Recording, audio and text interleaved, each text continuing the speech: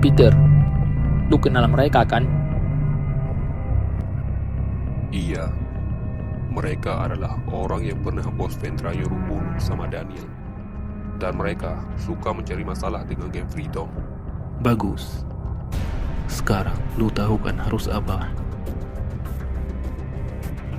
Selama mereka masih hidup, itu jadi tugas lu. Urus mereka. Oke, waktunya kita istirahat.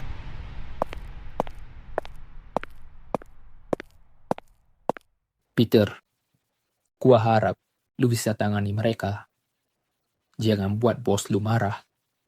Lu tahu sendiri kan gimana jadinya kalau Ventra udah kecewa sama seseorang. Gua masih gak nyangka mereka benar-benar masuk ke tempat ini. Dan itu, siapa orang itu? Mungkinkah gua akan jadi pembunuh lagi? Woi, subscribe lah kocak. Gua udah capek teriak-teriak. Cut. Wah, ternyata Pian pernah ngebunuh orang. Anjing, bahaya banget nih orang. Emang siapa yang lu bunuh itu? Jangan bilang keluarga kandung lu sendiri. Sebelum kalian tahu latar belakang gua, gimana kalau kita pulang ke rumah gua untuk istirahat sebentar? Emang rumah lu di mana? Ya, di desa Tunggang juga, nggak jauh dari tempat ini.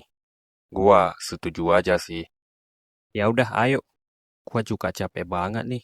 Badan gua pada sakit semua nih. Yah, anak mami lu. Baru lawan orang segitu aja udah sakit-sakit. Belum kita lawan penjaga semuanya. Emang masih banyak banget ya penjaga yang ada di sana? Masih banyak banget penjaga yang belum kita dipertemukan oleh Ventra. Gua udah bilang kepada kalian dari awal, kalau kita berempat nggak mungkin bisa sampai ke tujuan. Karena penjaga yang ada di dalam nggak terhitung sebanyaknya mereka. Itulah sebabnya kita harus mundur untuk saat ini. Ya udah, ayo istirahat ke rumah gua. Tapi kalian hati-hati, karena desa Tunggang ini banyak banget kriminalnya. Tenang, kita punya Erik. Kalau ada apa-apa, kita lepaskan aja dia. Yah, enak aja lu.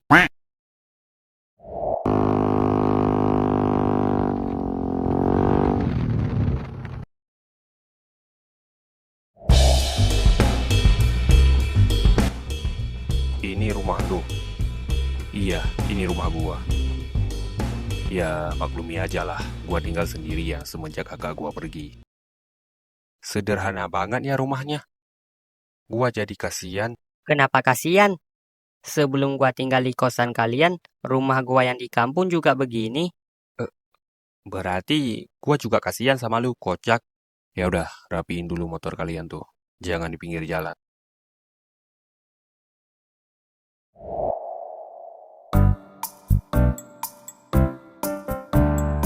Emang lu nggak takut apa tinggal sendirian begini? Iya, mana rumahnya berantakan banget lagi. Ya, mau gimana lagi? Rumah ini udah lama nggak keurus. Semenjak gua jadi tahanan. Apa? Lu pernah di penjara? Iya, seperti yang gua bilang tadi. Kasus pembunuhan.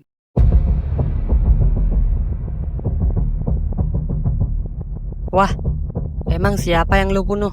Gua jadi merinding anjir. Mana tempatnya begini lagi? Jangan-jangan lu psikopat ya?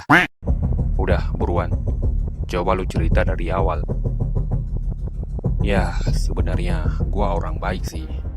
Tapi dari semenjak kejadian itu, orang-orang desa mengecap gua sebagai pembunuh.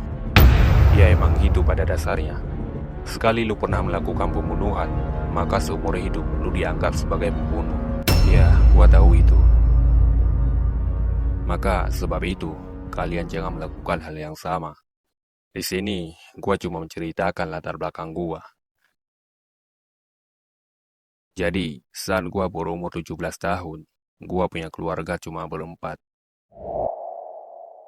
Ibu gua dan kakak gua. Bapak gua udah lama pisah dengan ibu gua sejak gua masih kecil. Ibu, aku berangkat kerja ya. Gua bekerja di bengkel yang gak jauh dari rumah gua. Saat itu, gua putus sekolah karena ekonomi keluarga gua yang sangat sulit. Namun, gua bersyukur karena bisa bekerja di tempat orang kaya. Dan beliau juga memiliki hati yang sangat baik. Namanya adalah Pak Yohan. Gua menganggap dirinya seperti bapak gua sendiri karena dia begitu pedulinya sama gua.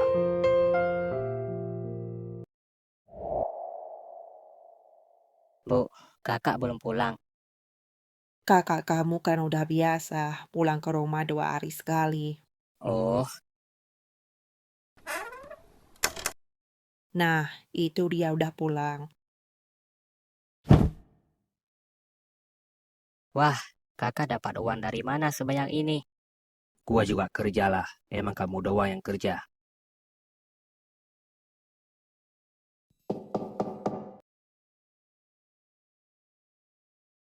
Mana bayaran minggu ini?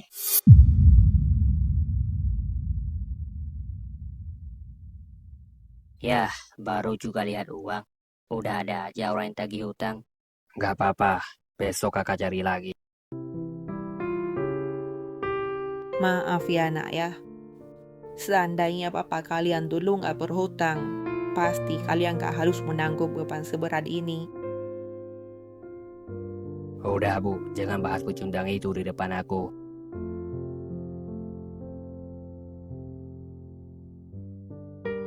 Hidup kami semakin sulit karena kami harus membayar hutang-hutang yang bapak kami tinggalkan. Dan sampai saat ini, gua nggak tahu dia pergi kemana.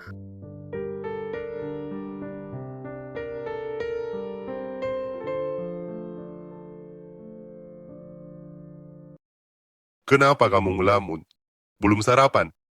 Ya udah ayo, saya beliin makanan. Bukan itu, Pak. Terus kenapa? Kamu kurang sehat. Bukan, Pak. Saya tadi malam.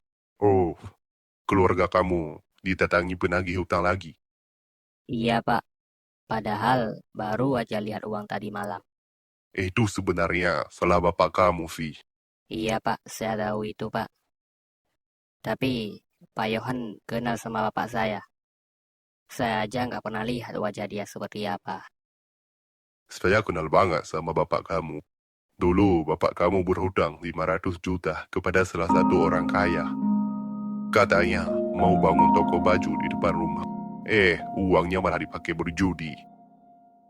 Iya, Pak. Ibu juga bilang begitu. Hah.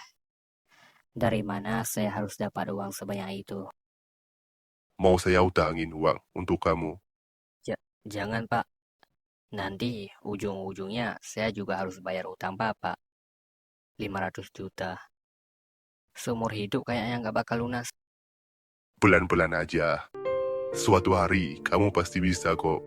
Kan kamu juga punya abang satu lagi. Ya udah, kamu belum makan kan? Kamu mau apa? Biar saya takdir makan. Wah, serius, Pak. Makasih banyak ya. Hari demi hari, orang penagih hutang itu terus mendatangi rumah kami. Dan selama gua bekerja di bengkel Pak Yohan, sama sekali nggak ada hasilnya. Setelah gua bekerja, gua dikasih gaji. Namun, penagih hutang itu terus mendatangi rumah kami. Siang digaji dan malamnya ditagih hutang. Dan, ya, kondisi ekonomi kami semakin sulit. Sampai suatu saat, Bu, Pian udah 1 hari penuh belum makan. Sabar ya nak ya. Ibu juga nggak tahu lagi harus minta beras sama siapa. Kakak pergi kemana sih, Bu? Udah 1 minggu dia nggak pulang. Apa kita minta bantuan aja, Bu, sama Pak Yohan? Jangan. Kalau bisa, kamu berhenti kerja aja di tempat dia. Loh, emang kenapa, Bu? Kan dia baik orangnya. Mereka datang lagi, Bu. Kali ini biar ibu aja yang bicara sama mereka.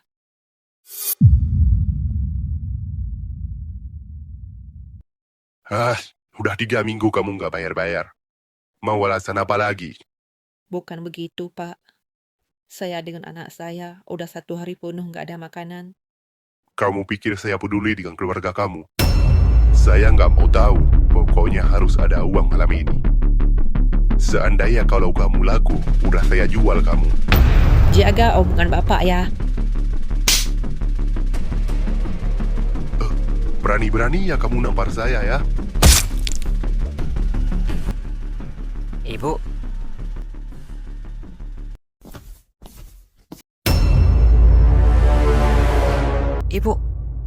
Ibu kenapa, Bu? Tolong, tolong. Ibu saya ditusuk. Kakak pulang, Kak.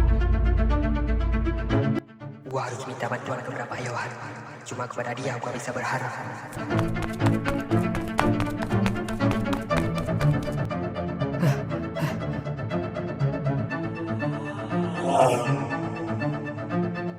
Orang itu orangnya. Kenapa dia masuk ke bengkel Pak Yohan? Apa jangan-jangan dia mau bunuh Pak Yohan juga? Karena Pak Yohan udah gua anggap sebagai bapak gua.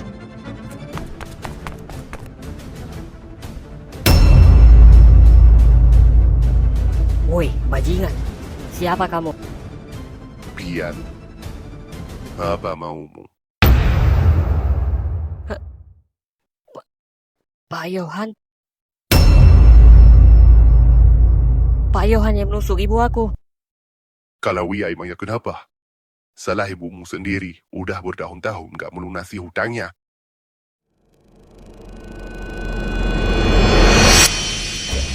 Jadi, yang membunuh ibuku adalah Pak Yohan.